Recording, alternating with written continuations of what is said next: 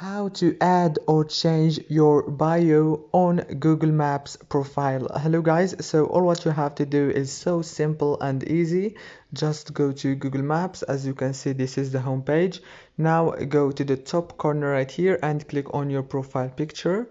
Click on it, it will take you here. Now click on your profile option, the second one, and it will take you here. Now click on the bio section, and right here click on bio again, and you can add a bio. As you can see, very easy and fast. After you finish editing or adding your bio, go here and click save. It's very easy, as you can see, and I hope this video was helpful.